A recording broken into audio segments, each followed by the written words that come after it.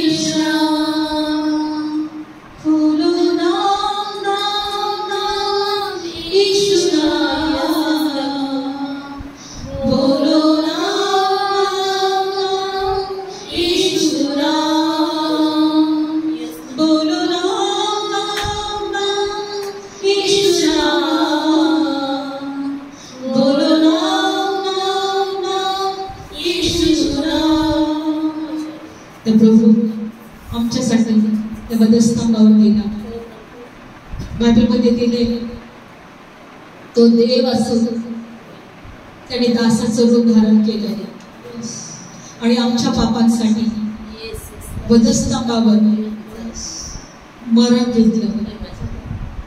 आमचं मरण त्या प्रभूने घेतलं. त्याने स्वतःला इतकं लीन आणि नम्र केलं. त्याने आमचे पाप स्वतःवर घेतले. तो देव होता.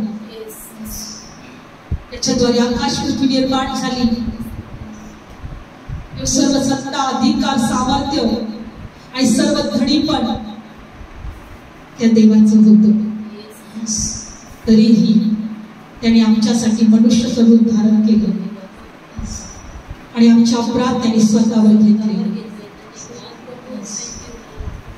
आणि आम्हाला त्याने निर्दोष आणि पवित्र असं ठरवलं.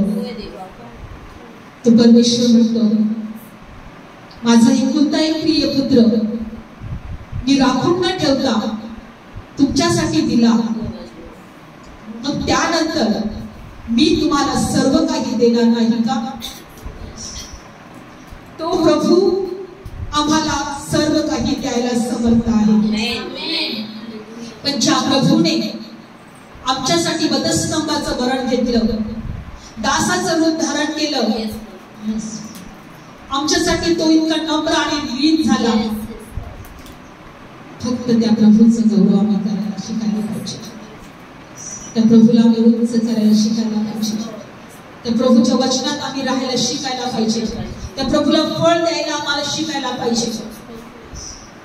पवित्र आत्मा जे काही वचन होईल प्रभू आजच्या वचनाद्वारे तुझ्या लेकरांशी बोल, आम्हाला शिकव प्रभू.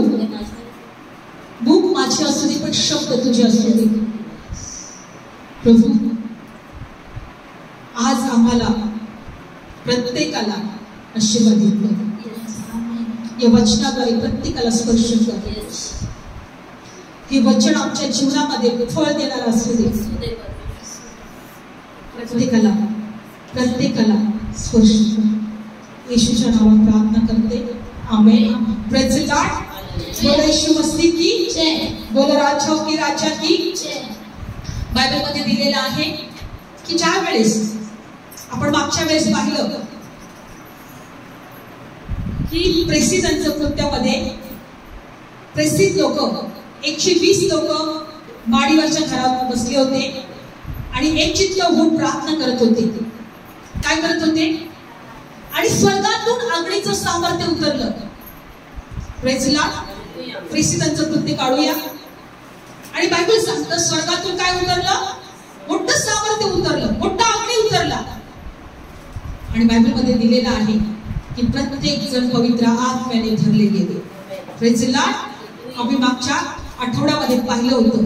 आणि जेव्हा ते प्रत्येक व्यक्ती पवित्र आत्म्याच्या सामर्थ्याने भरले आणि जेव्हा त्यावेळेस पेत्राने जो प्रभू येशूचा शिष्य होता त्याने बाहेर येऊन सर्व लोकांना प्रभू येशूची वचनं सांगितली, त्यावेळेस 3000 लोकांचं तारण झालं.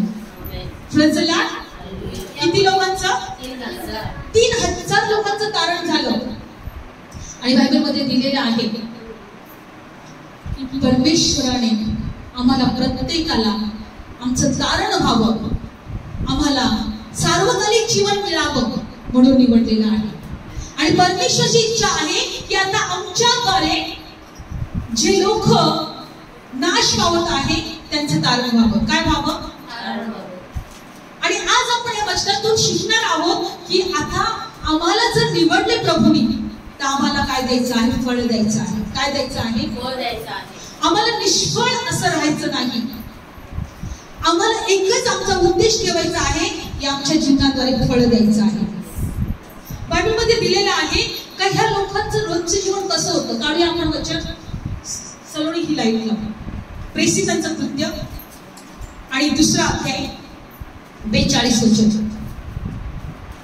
आणि ती प्रेषितांच्या शिक्षणात आणि सहभागितीपणात व भाकर मोडण्यात आणि प्रार्थना करण्यात स्थिरपणाने तत्पर असत.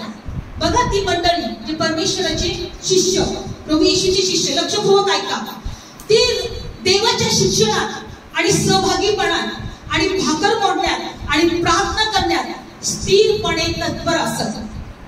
लक्षपूर्वक ऐका. प्रेषितांच्या कडून परमेश्वर अद्भुत कृत्य करून घेत होता. लंगड्यांना पाय येत होते, मेलेले उठवले जात होते, आंधळ्यांना दृष्टी मिळत होती. प्रभू येशू म्हटला, मी जातो पण माझ्याद्वारे तुम्ही ही कामं करा. जो कोणी माझ्यावर विश्वास ठेवी ती ही मोठी कामं करतील. ते मेलेल्यांना उठवतील, लंगड्यांना पाय येतील, आंधळ्यांना दृष्टी येतील. बायबलमध्ये दिलंय की त्या अगोदर हे लोक यामध्ये असं दिलेलं आहे की ते प्रेषितांच्या शिक्षणात, सहभागीपणात, भाकर मोडण्यात आणि प्रार्थना करण्यात स्थिरपणे तत्पर असत. 43 तेव्हा प्रत्येक मनुष्याला भय वाटले. प्रेषितांकडून पुष्कळ अद्भुत चमत्कार घडत होते. बघा ती लोक एकत्र येण्यात तत्पर असत, शिक्षणात, भाकर मोडण्यात, प्रार्थना करण्यामध्ये तत्पर असत. कधीही ते एकत्र येण्याचे सोडत नसत.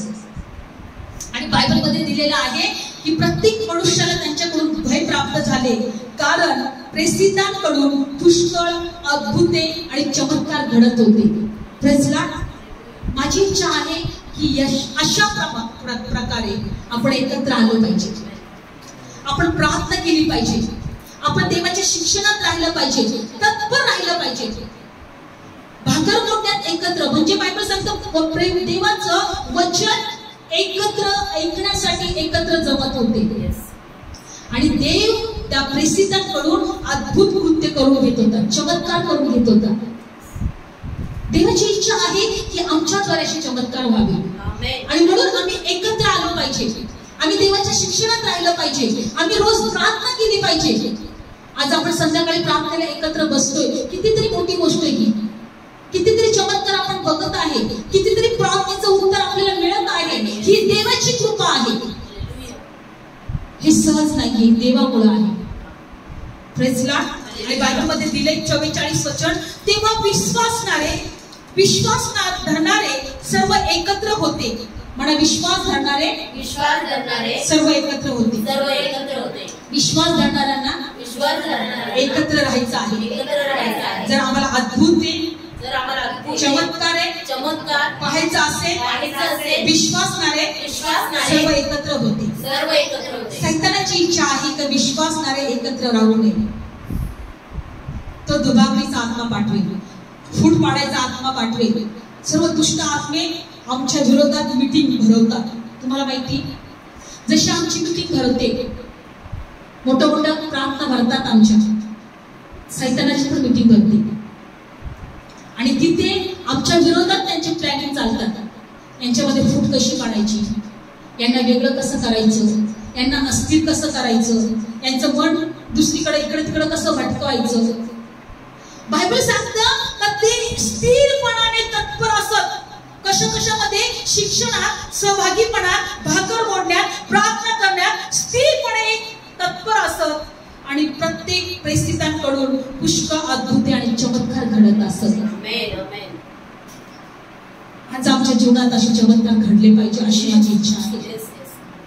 म्हणून तुम्हाला नेहमी सैतान तुमच्या मनामध्ये अनेक गोष्टी का घालेल, कुठे काय होत आहे, कुठे इथं देवाचे लोक एकत्र आहेत, किंवा किती अडखळणं आहे.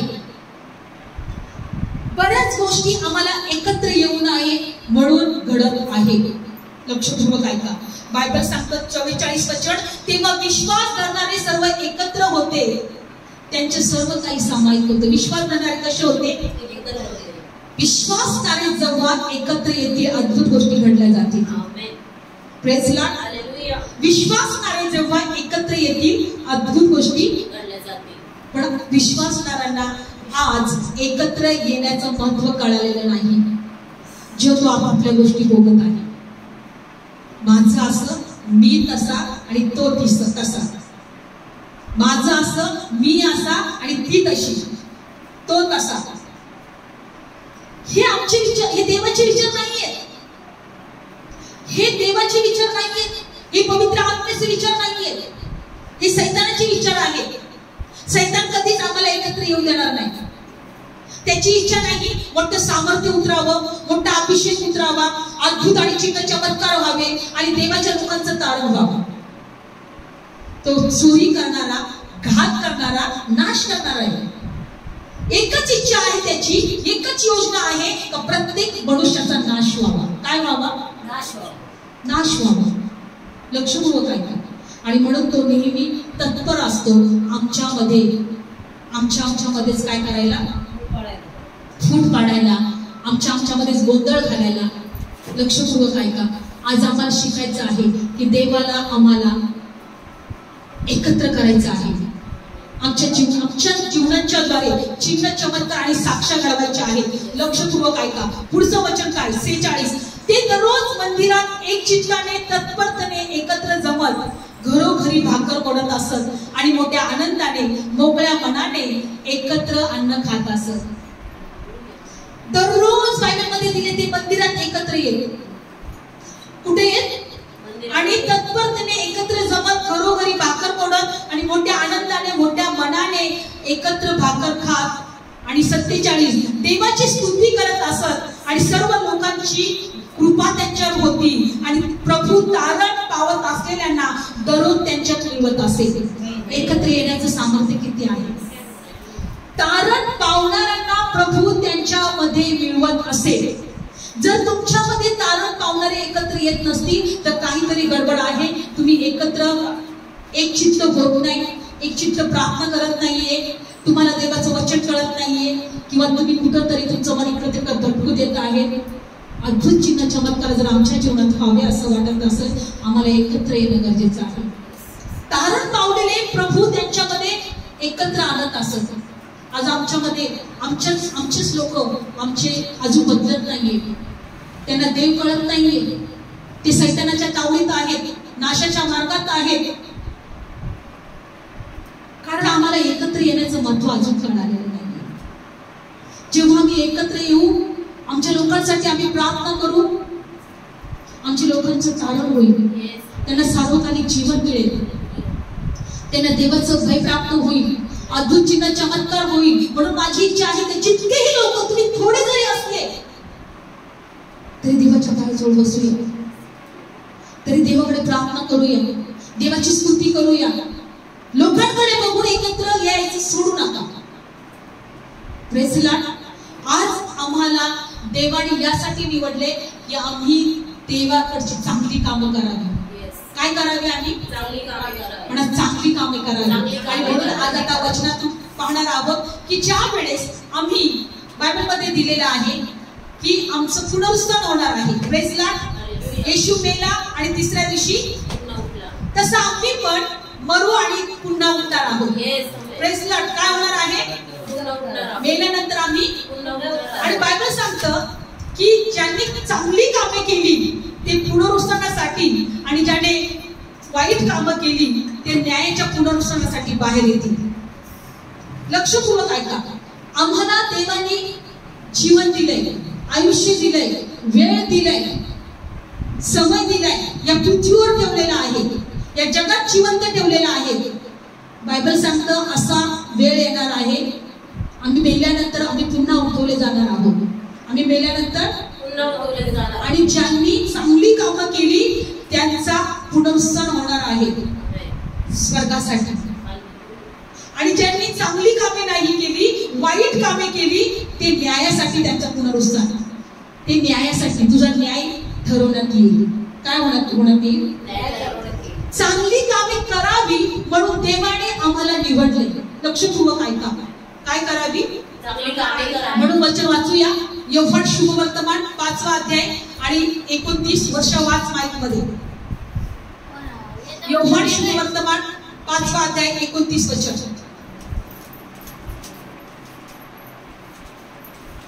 यूहन्ना शुभवर्तमान 5वा अध्याय. हा वाच करा. मग ते आपल्या कबरेतून बाहेर येतील. ज्या लोकांनी आपल्या आयुष्यात चांगले कामे केले ते भुगतील आणि त्या अंतकाळाचे जीवन मिळेल. आणि परंतु ज्या लोकांनी वाईट कामे केले ते शिक्षा भोगण्यासाठी भुगतील. बापरे, ज्यांनी चांगली कामे केलेली आहेत ते अनंत काळाच्या जीवनासाठी, पुनरुत्थानासाठी पुन्हा उठले जातील. किंवा ज्याने वाईट कामं केलेली आहेत ते कशासाठी? शिक्षा भोगण्यासाठी. त्याच्यात काय दिलेलं आहे? शिक्षा. Praise Lord. देवाने आम्हाला जगात यासाठी नाही ठेवलेलं. लक्षपूर्वक ऐका, आम्ही मस्तपैकी जगावं, खावं, प्यावं, घर बांधावी, त्याच्यामध्ये राहावी आणि मग वेळ आल्यावर मरावं. चांगली कामं म्हणजे काय? देवाची भक्ती करणं चांगली कामं आहे. प्रार्थना करणं हे चांगलं आहे, हे फळ देणं आहे. काय आहे हे? फळ देणं आहे. लोकांसाठी मध्यस्थी करणं, जे लोक आजारी आहेत त्यांच्यासाठी प्रार्थना करणं, ही चांगली कामं आहेत. परमेश्वराचा गौरव करणं ही चांगली कामं आहेत. त्यांनी पुनरुत्थानामध्ये उठल्यानंतर बायबलमध्ये दिले तर ते स्वर्गात असणार आहे. त्यांना सार्वकालिकाच्या जीवनासाठी ते पुन्हा उठले जाणार आहे. आणि जे चांगली कामं करत नाही ते शिक्षा भोगण्यासाठी पुन्हा उठले जाणार आहे. लक्षपूर्वक ऐका. म्हणून जोपर्यंत आम्हाला जगायचं आहे, प्रभू मला चांगलं कामं करण्यासाठी मला कृपा पुरव. मला रोज तुझ्या उपस्थितीत राहण्यासाठी देवा तू कृपा पुरव. मला प्रार्थना करण्यासाठी कृपा पुरव. मला लोकांसाठी मध्यस्थी करण्यासाठी कृपा पुरव. देवा मला प्रीतीत राहण्यासाठी कृपा पुरव. लोकांना मला क्षमा करण्यासाठी देवा कृपा पुरव. देवाची इच्छा आहे का आम्ही फळ देणारे लोक बनावे. काय बनावं? फळ देणारे लोक. लक्षपूर्वक ऐका, आमच्यामध्ये फळ यावं अशी देवाची इच्छा आहे. देवाची इच्छा काय आहे? आम्ही दुसऱ्या लोकांकडे बघू नका. ते लोक काय फळ देत आहेत किंवा ते काय करत आहेत किंवा ते काही नाही करत. माझ्याकडून देव मागणार आहे चांगली कामं. दुसऱ्यांचे विचारणार नाही मला का त्या लोकांनी चांगली कामं नाही केली, तुझी चूक आहे. मला माझीच कामं देव मला विचारणार आहे, तू काय चांगली कामं केली. Praise Lord. हे लोक एकत्र यायचे, लोकांसाठी प्रार्थना करायची आणि अद्भुत कार्य घडायचे. लोकांचे जीवन बदलायचे. लोक आंधळ्यांना डोळे प्रभू द्यायचा, मेलेल्यांना उठवायचे प्रेसिडेंटच्या द्वारे. का? ते विश्वासात एकत्र येत होते, प्रार्थनेत स्थिर होते. लक्षपूर्वक ऐका, आज आम्हाला फळ द्यायचं शिकायचं आहे. आम्हाला देवाने जगात एकच गोष्टीसाठी ठेवले, आम्ही फळ द्यावं. काय द्यावं? फळ द्यावं. काय द्यावं? आम्ही फळ द्यावं. आणि म्हणून बायबलमध्ये दिलेलं आहे की यूहन्ना शुभवर्तमान 15 अध्यायामध्ये की मी फळ न देणारा प्रत्येक फाटा काढून टाकीन. प्रभू काय म्हणत आहे? फळ न देणारा काढून टाकीन. काढू वचन. यूहन्ना शुभवर्तमान काढलं वचन. पहिला अध्याय. मी द्राक्षवेल आहे. यूहन्ना शुभवर्तमान 15 अध्याय पहिला अध्याय आणि पहिलं वचन. 15 अध्याय पहिलं वचन 12 वचनापासून नाही, पहिलं वचन पहिलंच वाचूया. मी खरा द्राक्षवेल आहे आणि माझा बाप माळी आहे. माझ्यातील फळ न देणारा प्रत्येक फाटा तो काढून टाकतो. आणि खरा द्राक्षवेल आहे आणि माझा बाप शेतकरी आहे. तो माझ्यातला फळ न देणारा प्रत्येक फाटा काढून टाकतो आणि फळ देणाऱ्याने प्रत्येकाने अधिक फळ द्यावे म्हणून तो त्याला निर्मळ करतो. देव आम्हाला निर्मळ करत आहे फळ देण्यासाठी. एखाद्या झाडाकडे जर पाहिलं त्याची छाटछूट करण्यात येते. जर ते वाळलेलं असेल ते काढून टाकतात, पानं वाळलेले असेल तर काढून टाकतात. बायबल सांगतं की माझ्यातला फळ न देणारा प्रत्येक फाटा काढून टाकतो आणि फळ देणाऱ्या प्रत्येकाने फळ द्यावे म्हणून तो निर्मळ करतो. म्हणा देव आम्हाला निर्मळ करत आहे फळ देण्यासाठी. पण आज लोकांना देवाची इच्छा काय आहे, देव आमच्याकडून कशा प्रकारे फळ मागत आहे, हे लोक आज त्याला एवढं महत्व देत नाही. देव आमची प्रार्थना ऐकली पाहिजे, देवाने आमची परिस्थिती बदलली पाहिजे, देवाने आमच्या चिंता दूर केल्या पाहिजे. मी असं, मी तसं, मी तसं, फक्त मी मी मी मी करत राहतोय आपण. देव आम्हाला निर्मळ करत आहे फळ देण्यासाठी. Praise Lord. माझ्यातला फळ न देणारा प्रत्येक फाटा काढून टाकेल. आम्हाला फळ देणारं जीवन आमचं करायचं आहे. कसं वाढवायचं आहे? म्हणा देवा मला फळ द्यायचं आहे, मला फळ द्यायचं आहे. कारण फळ न देणारा फाटा प्रभू काय करेल, आणि फळ देणाऱ्यांनी अजून फळ द्यावं म्हणून त्याला तो निर्मळ करतो. देव आम्हाला निर्मळ करत आहे. आमच्यामध्ये अशुद्धता असेल तर तो आम्हाला निर्मळ करत आहे. आमच्यामध्ये चुकीचा स्वभाव असेल तो आम्हाला निर्मळ करत आहे. आमच्यामध्ये वाईट विचार असतील तो आम्हाला निर्मळ करत आहे. कारण आम्ही फळ द्यावं. देवाला म्हणायचं मला फळ द्यायचं आहे, मला निर्मळ कर. Praise Lord. कारण पुढचं वचन तिसरं, जे वचन मी तुम्हाला सांगितले त्यामुळे तुम्ही आता निर्मळ झालाच आहात. तुम्ही माझ्यामध्ये राहा, मी तुम्हामध्ये राहील. जसा फाटा मेल्यात राहिल्या वाचून आपल्यावर फळ देवत नाही, तसं माझ्यामध्ये राहिल्या वाचून तुमच्याकडे फळ देवत नाही. तुम्हाला माझ्यामध्ये राहणं गरजेचं आहे. येशूमध्ये आम्हाला राहणं गरजेचं आहे. प्रार्थनेत आम्हाला राहणं गरजेचं आहे. देवाच्या उपस्थितीत आम्हाला राहणं गरजेचं आहे. तरच आम्ही फळ देऊ शकतो. प्रभू म्हणतो माझ्यात राहिल्या वाचून तुम्ही फळ नाही देऊ शकत. Praise Lord. आणि जिथं प्रभू आहे म्हणजे जिथं मस्तक आहे, जिथं सर्व अवयव आहे, आणि येशू आमचं मस्तक आहे आणि आम्ही त्याच्या अवयव आहोत, तिथं येशू आहे, तिथे येशू आहे आणि ते येशूशी आम्ही जोडलेलो आहोत. फाटा कधी लक्ष करून ऐका, द्राक्ष वेलाचा फाटा कधी एकच असतो का? त्याला अनेक फाटे फुटलेले असतात, ओके? तेव्हा ते फळं येतात. प्रभू म्हणतो मी द्राक्षवेल आहे, माझा बाप शेतकरी आहे आणि तो माझ्यातला फळ न देणारा प्रत्येक फाटा काढून टाकतो. शेतकऱ्याचं कामच असते ते. जे झाडाचा फळ येत नाही, जो फाट्याला फळ येत नाही कट करतो. त्याला फळ येत नाही, अरे हे जरा निर्जीव झाले, हे जरा सुकलंय, काढून टाकतो. प्रभू म्हणतो माझ्यामध्ये तुम्ही आहात कारण तुम्ही फळ यावं म्हणून. आणि प्रभू पुढचं वचन खूप महत्वाचं आहे की माझी वचनं जर तुमच्यामध्ये राहिली तर बायबलमध्ये 6वं वचन वाचू, कोणी माझ्यामध्ये राहिला नाही तर फाट्याप्रमाणे बाहेर टाकला जातो, तो वाळून जातो, मग त्याला गोळा करून विस्तवात टाकतात आणि ते जाळण्यात येतं. जो माझ्यामध्ये राहत नाही तो वाळून जातो. आज आम्हाला एकत्र यासाठी राहायचं, आम्हाला प्रभूमध्ये राहायचं. जो माझ्यामध्ये राहत नाही तो वाळून जातो आणि मग तो गोळा करून विस्तवात टाकतात, मग ते जाळण्यात येते. हालेलुया. आम्हाला प्रभूमध्ये राहायचंय, तरच आम्ही हिरवगार आहोत, तरच आम्ही फळ देऊ, तरच आम्ही निर्मळ होऊ आणि तरच आम्ही सार्वकालिक जीवनामध्ये पुनरुत्थानामध्ये उठले जाऊ आणि देवाच्या जीवनासाठी परमेश्वर आमची आठवण करेल. जे चांगली कामं ज्यांनी केलेली आहेत ते पुनरुत्थानासाठी उठले जातील, ज्यांनी वाईट कामं केलेली आहेत ते न्यायाच्या पुनरुत्थानासाठी त्यांचा न्याय ठरवण्यात येणार आहे. एक विश्वास ठेवा, आमचं जीवन असंच नाहीये, आम्ही पुनरुत्थानासाठी उठवले जाणार आहोत. जे लोक वाईट काम करतात त्यांच्या न्यायाच्या पुनरुत्थानासाठी त्याचं न्याय ठरवण्यात येणार आहे. पण आमचं न्याय ठरवण्यात येऊ नये म्हणून प्रभूने आम्हाला क्षमा दिलेली आहे. काय दिलेली आहे? प्रभूने आम्हाला क्षमा केलेली आहे. बायबल सांगतं की परमेश्वराने मोशेला नियमशास्त्र दिलं.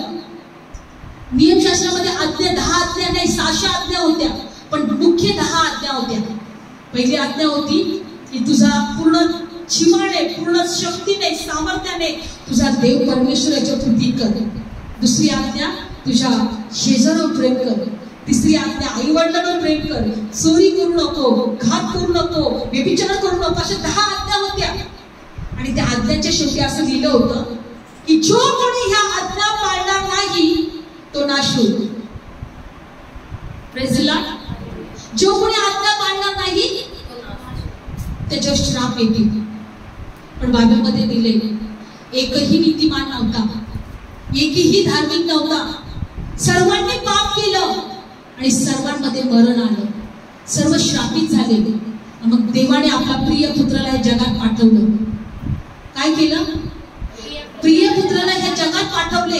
आमचे श्राप त्याच्यावर ठेवलं, आमचं मरण त्याच्यावर ठेवलं आणि देवाने आमच्याशी नवा करार केला. काय केला? नवा करार केला. परमेश्वराने आमच्याशी काय केला? नवा करार. तो नवा करार कोणता आहे माहितीये? इब्री लोकासपत्रामध्ये काढूया. इब्री लोकासपत्र काढू वचन 8 अध्याय आणि 7 वचन. देवाने आमच्याशी नवा करार केला. कोणता करार केला? धन्यवाद येशू. इब्री लोकासपत्र 8 अध्याय. इब्री लोकासपत्र 8 अध्याय काढला. परमेश्वर काय म्हणतो बघा.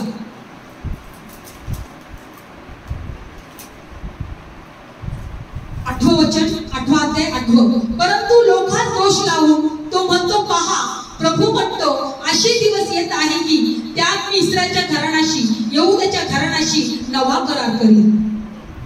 परमेश्वर म्हटला मी तुमच्याशी नवा करार करणार आहे. काय करेन? नवा करार. कारण पुढचं वचन 9. त्यांच्या वाडवडिलास मी मिस्र देशातून बाहेर काढून आणण्यासाठी मी त्यांचा हात धरला.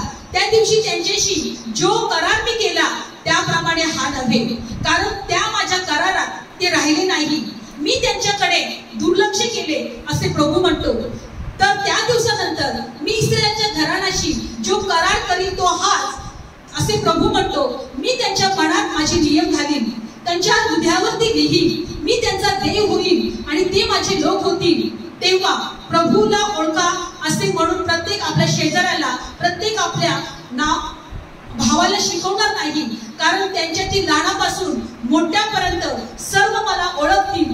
कारण त्यांच्या अन्यायाविषयी मी क्षमाशील होईल. मी त्यांची पापे आणि त्यांचा अधर्म आणखी आठवणार नाही.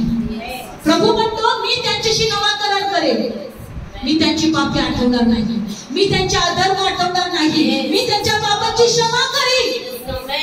मोशेला जो नियमशास्त्र दिला त्याच्यात असं दिलं आहे की जो कोणी नियमाप्रमाणे जगेल तो वाचेल, त्याला जीवन मिळेल.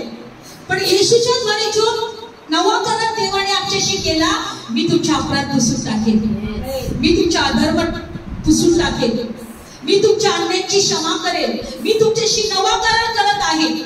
लक्षपूर्वक ऐका. आमच्या पापांची जर क्षमा झाली नाही तर आम्ही श्रापित आहोत. आम्ही काय आहोत? आम्ही मग आमची श्राप आम्हाला नरकात नेतील. लक्षपूर्वक ऐका. ते पापाचं वेतन मरण आहे आणि म्हणून आमच्यामध्ये आम्ही अनेक आजाराने पिडलेला असतो. पक्षघाती मनुष्य बायबल सांगतं, प्रभू काय म्हटला? तुझ्या पापामुळे तू अशा तुला हा आजार आहे. मुला तुझ्या पापाची क्षमा झाली आहे, उठ आपली बाज घेऊन चालू लाग. पक्षघाती का होता? त्याच्या पापामुळे होता. जर आमच्या पापाची क्षमा झाली नसती तर आम्ही आजारी असतो. आजार का बरे होतात? लोक का बरे केले जातात? कारण त्यांच्या पापाची क्षमा झालेली आहे. परमेश्वराने त्यांच्याशी नवा करार केलेला आहे. Praise the Lord. आणि म्हणून बायबलमध्ये दिले की जर प्रभूने आमची पाप क्षमा केली, आमचे अपराध क्षमा केले, तर आम्हाला पण क्षमा करणं गरजेचे. लोकांना आम्हाला पण क्षमा करणं. क्षमा करणं हे एक फळ आहे. प्रीती करणं एक फळ आहे. क्षमा करणं एक फळ आहे. स्वतःला बदलणं एक फळ आहे. Praise the Lord. आणि प्रभू ती फळं आमच्याकडून पाहत आहे. प्रभू आम्हाला ती फळं लागलेली आमच्याकडे तो पाहत आहे. आम्हाला स्वतःला फळ देणार बनायचं आहे. Praise the Lord. फळ न देणारा प्रत्येक फाटा काढून टाकेल. जर देव आम्हाला क्षमा करू शकतो तर आम्ही एकमेकांना क्षमा नको करायला? क्षमा हे फळ आहे. येशूमध्ये आम्ही जर राहिलो तर आम्ही हे फळ देऊ. जर येशूमध्ये नसलो तर आम्हाला हे फळ देता येणार नाही. आम्ही कुणाला क्षमा करणार नाही. इतरांविषयी आमच्या मनात नेहमी राग असेल, द्वेष असेल, मत्सर असेल, हेवा असेल, निंदा असेल. ही फळं सैतानाची, पवित्र आत्म्याची नाही. ही फळं कोणाची आहे? आम्हाला आताच लक्षात ठेवायचं आहे, आम्हाला देवाला फळ द्यायचं आहे. तो म्हणतो मी प्रत्येक फाटा माझा देव आणखी फळ यावी म्हणून तो निर्मळ करेल. आम्ही निर्मळ केले जात आहोत फळ देण्यासाठी. क्षमा हे सुद्धा फळ आहे. देवाने जर आमच्या पापाची क्षमा केली, आम्ही सुद्धा इतरांना क्षमा केलीच पाहिजे. प्रभू येशू ख्रिस्ताने एक दाखला सांगितला आणि बायबलमध्ये दिलेला आहे. पेत्राने येशूला विचारलं, येशू माझ्या भावाने किती वेळेस जर अपराध केले असताना मी त्याला क्षमा करू? किती वेळेस? 7 वेळेस का? प्रभू येशू म्हटला 770 वेळेस. किती?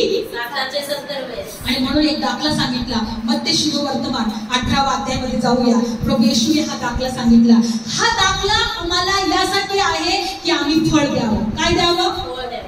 आम्हाला फळ द्यायचे. आजपासून आम्हाला ठरवायचं आहे, प्रभू मला फळ द्यायचं आहे. Praise the Lord. पुनरुत्थान आमचं होणार आहे जीवनासाठी स्वर्गामध्ये. आणि जे लोक चांगली कामे करत नाही त्यांचं पुनरुत्थान नरकामध्ये होणार आहे न्यायासाठी. Praise the Lord. देवाला एकच म्हणा, हे जीवन तुम्हाला आम्हाला जिवंत यासाठीच देवाने मला सांगितलं. प्रभू म्हटला तुम्हाला जगामध्ये यासाठी जिवंत ठेवलंय तर तुम्ही फळ द्या. Praise the Lord. नाहीतर आमची काय गरज आहे देवाला? देवाचं कोणतं काम आमच्या वाचून आणलंय? Praise the Lord. देवाचं कोणतं काम आमच्या वाचून आणलेलं आहे? आम्ही फळ द्यावं म्हणून देवाची इच्छा आहे. Praise the Lord. आणि म्हणून पेत्र काय म्हटला? मत्ते काढलं सर्वांनी. मत्ते 18वा अध्याय या वचनामध्ये पेत्र म्हटला प्रभूला, प्रभू माझ्या भावाने किती वेळेस अपराध केले असताना मी त्याला क्षमा करेल. आणि आज लक्षपूर्वक ऐकायचं आहे, आम्हाला क्षमा करायला शिकायचं आहे. Praise the Lord. आम्हाला क्षमा करायला शिकायचं आहे. मत्ते 18 अध्याय काढला 21 वचन. तेव्हा पेत्र त्यांच्याकडे येऊन त्यांना म्हणाला, हे प्रभू माझ्या भावाने किती वेळा माझ्या विरुद्ध पाप केल्यास मी त्याला क्षमा करू? 7 वेळापर्यंत काय? म्हणजे पेत्राच्या विरुद्धात कोणीतरी पाप करत होतं. पेत्राच्या विरुद्धात कोणीतरी होतं. Praise the Lord. पेत्राच्या विरोधात पेत्राचा कोणतरी शत्रू होता किंवा त्याच्या विरोधात कोणीतरी बोलत होतं. कारण पेत्र खूप चंचल होता, कधी बदलायचं होतं. प्रभू येशूला त्याने 3 वेळेस नाकारलं. प्रभू येशूने सांगितलं पण होतं. पहिलं प्रभूला येशूला म्हटला तो तूच जिवंत देवाचा पुत्र आहे. प्रभू येशू म्हटला पेत्रा, रक्त मोसाने तुला हे नाही प्रकट केलं, माझ्या बापाने तुला हे प्रकट केले. त्याच्यानंतर बायबलमध्ये दिले प्रभू येशूला 3 वेळेस त्याने नाकारलं. प्रभू येशूला तो म्हटला, प्रभू काही जरी झालं तरी मी तुला सोडणार नाही, बरं जरी आलं तरी मी तुला सोडणार नाही. प्रभू येशू म्हटला पेत्रा 3 वेळेस तू मला नाकारशील. आणि त्यांनी नाकारलं. मग ह्या पेत्राला कितीतरी त्याच्या विरोधात बोलणारे लोक असतील, त्याची निंदा करणारे असतील, त्याला वाईट बोलणारे असतील. म्हणून ते येशूकडे आला, प्रभू प्रभू माझ्या भावाने किती वेळेस माझ्या विरोधात अपराध केला तर मी त्यांना क्षमा करू? तू 7 वेळेस जर म्हटला तर 8व्या वेळेस मी काय क्षमा करणार नाही. Praise Lord. हालेलुया. तू जर म्हट फक्त 7 वेळेस, मग 8व्या वेळेस मी त्याला बघतोच. माझं प्रेज लॉर्ड. पण प्रभू काय म्हणत आहे? प्रभूला माहिती आहे हा मला काय विचारत आहे. Praise Lord. काढू वचन. तेव्हा पेत्र त्याच्याकडे येऊन म्हणाला, हे प्रभू माझ्या भावाने किती वेळा माझ्या विरुद्ध पाप केल्यास मी त्यांना क्षमा करू? 7 वेळापर्यंत काय? मग येशूने त्याला म्हटले 7 वेळापर्यंत असे मी तुला म्हणत नाही, तर 7च्या 70 वेळापर्यंत. बापरे, 7च्या 70 वेळेस त्यांनी तुझ्याविषयी अपराध केला, क्षमा करतो. तुम्ही मोजलेले आहेत का? तुमच्या विरुद्ध कोणी 70 वेळेस चुकीचं वागले तुम्ही मोजलेत तर कधी? 70 वेळेस प्रभू म्हणतो येईल तर क्षमा मागेल, हो क्षमा कर, माफ कर मला, क्षमा करा. किंवा नाही मागितली तरी क्षमा करा. तुमच्या विरोधात बोलतात, तुमच्यात वाईट बोलतात, प्रभू त्यांना मी क्षमा करतो, कारण मला फळ द्यायचं. मला काय द्यायचंय? फळ द्यायचे आहे. मला फळ द्यायचं आहे. माझ्या बापाने माझ्याशी नवा करार केला, मी तुमच्या अपराध आठवणार नाही, मी तुमची पापे पुसून टाकेन, कारण तुम्ही न्यायाच्या पुनरुत्थानासाठी नाही, जीवनाच्या पुनरुत्थानासाठी तुम्ही उठले जावे. सार्वकालिक जीवनासाठी तुम्ही उठले जावे. तर मी माझ्या बापांनी जर मला क्षमा केली तर मी का नको क्षमा करू? पेत्र म्हणतोय. आणि तो प्रभू येशूने त्याला कोणता दाखला सांगितला? प्रभू येशू म्हटला 70 वेळेस. किती वेळेस? 70 वेळेस. जेव्हा जेव्हा मी हे बायबल वाचलं मला एकच कळालं, प्रभू धन्यवाद तू मला निवडले. आज जगातले लोक या शिक्षणापासून लांब आहेत, या गोष्टीपासून लांब आहेत, जगायचं म्हणून जगत आहे. पण आम्हाला देवाने निवडलंय हे शिक्षण आम्हाला मिळावं, आम्ही पुन्हा उठवले जाऊ आणि सार्वकालिक जीवन आम्हाला प्राप्त व्हावं. Praise the Lord. आणि बायबल सांगतं की पुढच्या प्रभू येशूने काय दाखला सांगितला? 23 वचन. या वास्तव स्वर्गाचं राज्य कोणा एका राजासारखं आहे, त्याला आपल्या दासापासून हिशोब घ्यावा असे वाटले. स्वर्गाचं राज्य कसं आहे? दासासारखं. त्या दासाला वाटलं त्या राजाला वाटलं आपल्या दासाकडून हिशोब घ्यावा. काय घ्यावा? हिशोब घ्यावा. आणि पुढं काय झालं बघा. आणि 24 तो हिशोब घेऊ लागला तेव्हा 5 कोटी रुपयांच्या देणेदाराला त्याच्याकडे आणले. किती कोटी द्यायचं होतं? आता ह्या राजाला आपल्या दासाकडून हिशोब घ्यायचा होता आणि एका देणेदार जो 5 कोटीचा होता त्याच्याकडे घेऊन आला, समोर आणलं त्याला.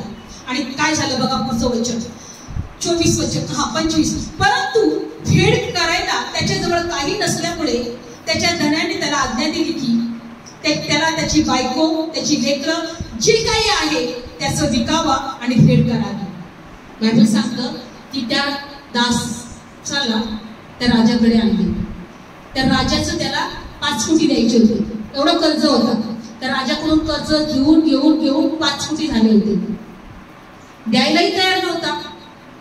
5 कोटी वाढले. आणि मग नंतर त्या दासाला त्या राजासमोर उभं केले. आणि पहिले त्या राजाची लोकच त्याच्याकडे जात असतील ना, आणि हा द्यायलाच तयार नाही. शेवटी राजाकडे आणलं. हे राजा, एवढे एवढे पैसे तुझे आहेत द्यायचे, एवढी रक्कम तुला द्यायची आहे, एवढं कर्ज याचा आहे, पण हा फेडायला तयार नाही. राजा काय म्हटला? याची बायको, याची लेकरं, याचं जे काय आहे ते काय करावा? विकावं. बायकोही विकावं, लेकरूही विकावं, सगळं त्याचं घरदार सगळं विकावं आणि काय करावं? फेड करावं. जायचे सगळं विकून घ्या. पण तो काय म्हटला बघा, 26 वचन. यावरून तो दास त्याच्या पाया पडून त्याला नमन करून म्हणाला, प्रभू मला वागून घे, म्हणजे मी तुझी सर्व फेड करीन. तेव्हा त्या दासाच्या धनाला त्याचा कळवळा येऊन त्याला मोकळे केले आणि त्याचे कर्ज सोडून दिले. लक्षपूर्वक आहे. त्याने विनंती केली त्या राजाला. काय केली? विनंती केली आणि म्हटला की मला वागून घे. काय म्हटला? वागून घे.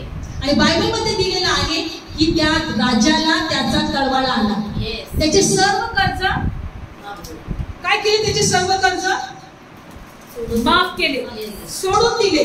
पुढचं 28. परंतु हा दास बाहेर निघून गेल्यावर ज्याला त्याचे 100 रुपये देणे होते असा त्या सोबतीच्या दासातला एक त्याला आढळला.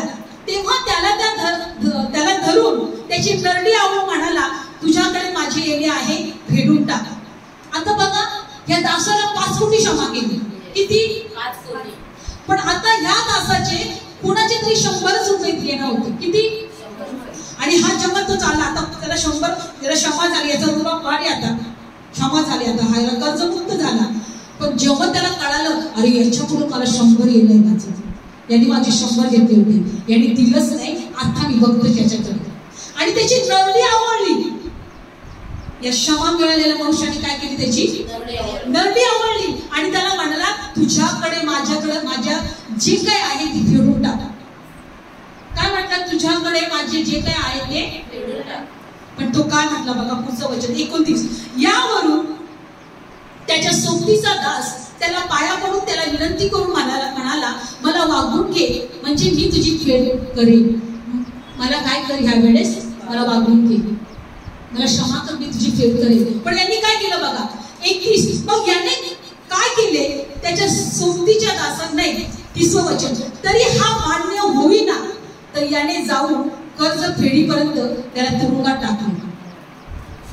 याला किती मोठीची क्षमा झाली होती, पण त्याच्या सोबतीच्या दासाला किंवा सोबतीच्या व्यक्तीला त्यांनी तुरुंगात टाकून दिले. काय केले त्यांनी, 100 रुपयासाठी. आणि बायबलमध्ये दिलेलं आहे, मग त्यांनी जे काही केलं हे कुणाला कळवलं, त्या राजाला.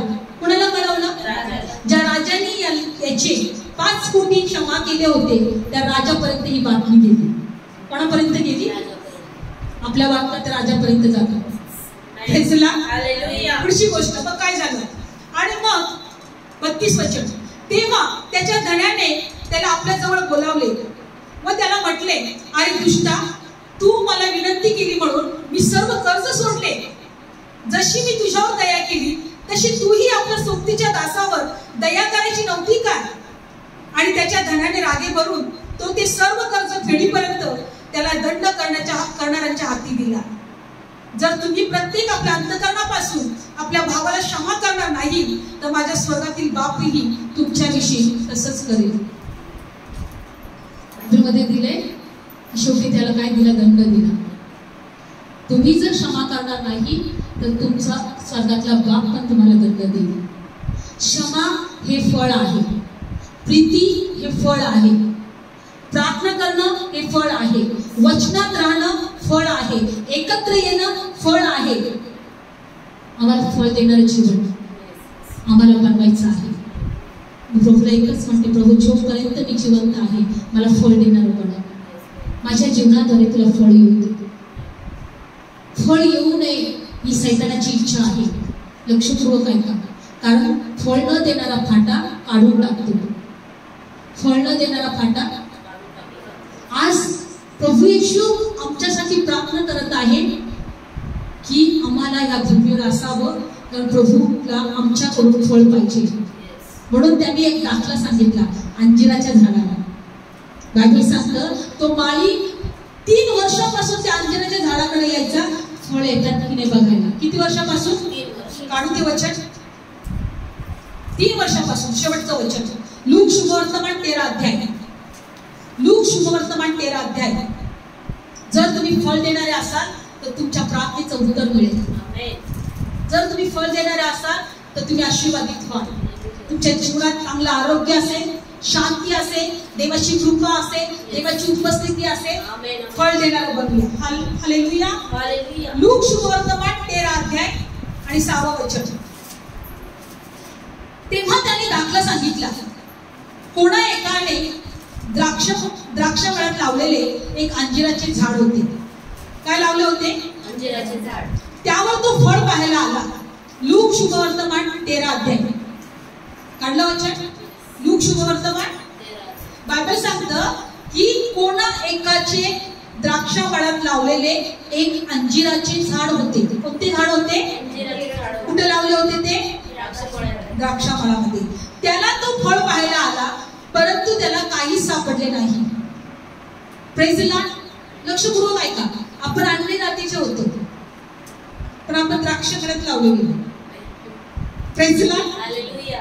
आपण कुठे लावले गेलो, अंजीर हा द्राक्षावनामध्ये लावला जात नाही, पण अंजिराच्या शेतात लावलं जातं. द्राक्षावनात द्राक्षेच लावले जातात, पण अंजिराचं झाड त्या द्राक्षावनात लावलं होतं. आम्ही अंजीर होतो. बायबलमध्ये दिले काही ठिकाणी कडू अंजीर, गोड अंजीर. प्रभू म्हटला मी गोड अंजीर मागितले त्यांनी कडूच दिले. आम्ही वेगळ्या जातीची लोक द्राक्षावनात लावले गेलो.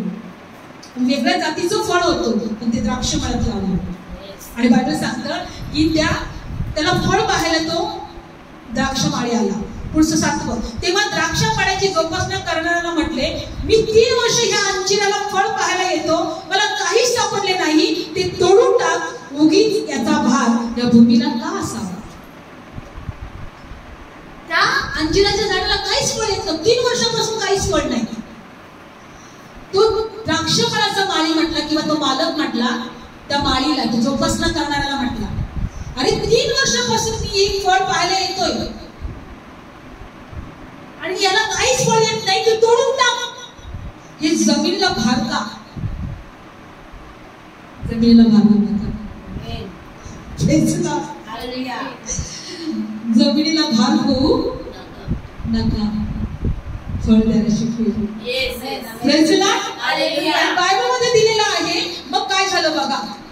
मग तेव्हा आठवत, तेव्हा त्याने त्याला उत्तर देऊन म्हटले, प्रभू यंदाही असू दे, म्हणजे मी त्याच्यासाठी खणीन, खत घालीन आणि यापुढे त्याने फळ दिले तर बरे, नाही तर तोडून टाक.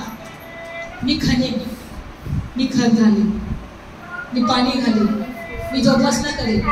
आज येशू आमच्यासाठी मध्यस्थी करतो, येशू आमच्यासाठी प्रार्थना करतो. मी अजून याला प्रार्थनेत वाढवेन, मी अजून याला वचनात वाढवेन, मी अजून याच्यासाठी सर्व काही चांगलं करेन, मी अजून याची जोपासना करेन. मला फळ नाही आलं तर काढून. आज लोकांना देव तेच म्हणत आहे, प्रभू प्रभू प्रभू येशू म्हणतोय देवाला, प्रभू थोडा दिवस राहू दे, मी अजून याला खत पाणी घालेन, मी याला पाणी घालेन, याची जोपासना करेन. मग फळ नाही आलं तर आज देव म्हणतोय फळ येऊ दे माझ्या लोखंडमध्ये. काय येऊ द्या? मी द्राक्षवेल आहे आणि माझा बाप शेतकरी. मी द्राक्षवेल आहे आणि माझा बाप शेतकरी आहे. आज तुम्हाला आणि मला फळ यावं म्हणून निवडलंय. Praise the Lord. हालेलुया. आम्हाला देवाला एकच म्हणायचे, प्रभू मला फळ येऊ दे, माझ्यामध्ये फळ येऊ दे. हालेलुया. धन्यवाद येशू. Thank you Jesus. सामर्थ्य थोर येशूचे शिष्याने पाहिले, सामर्थ्य थोर येशूचे शिष्याने पाहिले. ते झाड अंजिराचे येशूने पाहिले, ते झाड अंजिराचे येशूने पाहिले. सामर्थ्य थोर येशूचे शिष्याने पाहिले, सामर्थ्य थोर येशूचे शिष्याने पाहिले. ते झाड अंजिराचे येशूने पाहिले, ते झाड अंजिराचे येशूने पाहिले. येशू प्रभू सकाळी रात जात असता, ते झाड त्याला दिसले वाटेत जाता. येशू प्रभू सकाळी रात जात असता, ते झाड त्याला दिसले वाटेत जाता. पाना फुलांनी सजले, घरी पार गेले, थोडा गावाला येशू झाडाजवळ गेले. पाना फुलांनी सजले, घरी पार गेले, थोडा गावाला येशू झाडाजवळ गेले.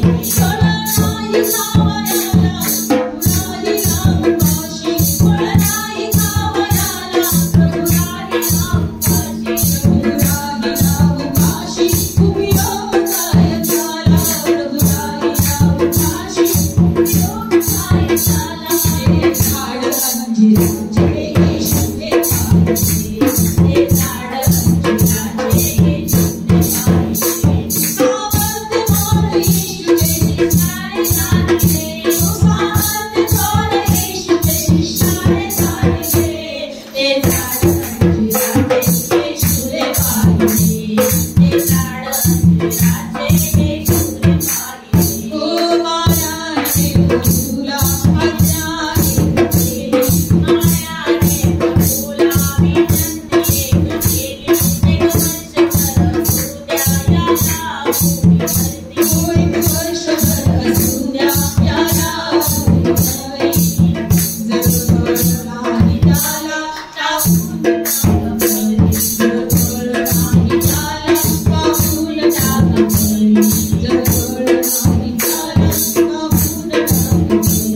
ते झाड अंजिराचे येशूने पाहिले, ते झाड अंजिराचे येशूने पाहिले. आज तुझी एकच इच्छा आहे, तुझ्या लेकरांनी फळ द्या. आज या जगामध्ये अनेक लोक वाईट फळ देत आहेत, कोणी भांडणं करत आहे, एकमेकांची खून करत आहे, एकमेकांचा द्वेष करत आहे, एकमेकांना हो दे बाप्पा सगळ्या प्रकारे वाईट प्रकारे करत आहे, पाप करत आहे. पण आम्हाला तू जगात निवडलं, आम्हाला तू जगातून निवडलं, आम्ही फळ द्यावं. जर आम्ही कुणाला क्षमा करू शकत नाही अजून, तर क्षमा कर प्रभू आम्हाला. ते क्षमेचं हृदय तू आम्हाला दे. तू आमच्याशी नवा करार केला, तू आमचे सर्व अपराध पुसून टाकले, आमच्या अपराधांची क्षमा केली. आम्हाला ते क्षमेचं हृदय दे प्रभू. आम्हाला फळ देणार.